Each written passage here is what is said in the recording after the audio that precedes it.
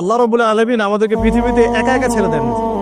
পৃথিবীতে পাঠিয়ে দিয়ে আল্লাহ পাক আমাদেরকে আসমানি কিতাব দিয়েছেন। কি দিয়েছেন? প্রত্যেক যুগে যুগে আসমানি কিতাব এসেছে। তাওরাত, জাবুর, ইনজিল, কোরআন এসেছে। আগেকার আসমানি কিতাবগুলো কি এখন চলবে না চলবে না? আগেকার আসমানি কিতাবগুলো কি এখন চলবে না চলবে? যখন থেকে নবী মুহাম্মদ সাল্লাল্লাহু আলাইহি ওয়াসাল্লাম নবী হয়েছেন এবং তার উপরে কোরআন নাজিল হয়েছে, এখান থেকে নিয়ে কিয়ামত পর্যন্ত অন্য কোনো আসমানি কিতাব কেউ মানলে কি চলবে না চলবে না? এই বিষয়ে নবী সাল্লাল্লাহু আলাইহি ওয়াসাল্লামের একটা হাদিস বলি, তারপর সামনে যাই।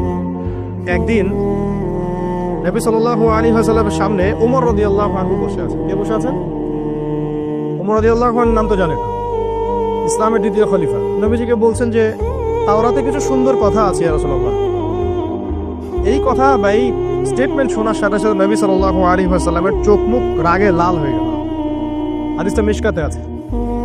রাগে লাল হয়ে নবী সাল্লাল্লাহু আলাইহি ওয়াসাল্লাম বলছেন যে ইয়া ওমর, হে ওমর, তুমি আমার সামনে তাওরাত পড়ছো? জেনে রাখো, লাউ কানা মূসা হাইয়ান, যদি মূসা আলাইহিস সালাম এখন জীবিত থাকতো। তাওরাত কার উপর নাজিল হয়েছে?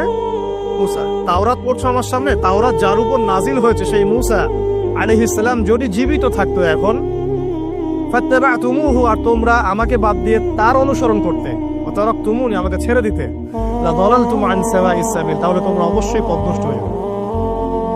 তাওরাত পড়ছো, এখন যদি মূসা আলাইহিস সালামও জীবিত থাকতো আর তোমরা আমাকে বাদ দিয়ে নবী মূসার অনুসরণ করা শুরু করতে, তোমরা অবশ্যই জাহান্নামে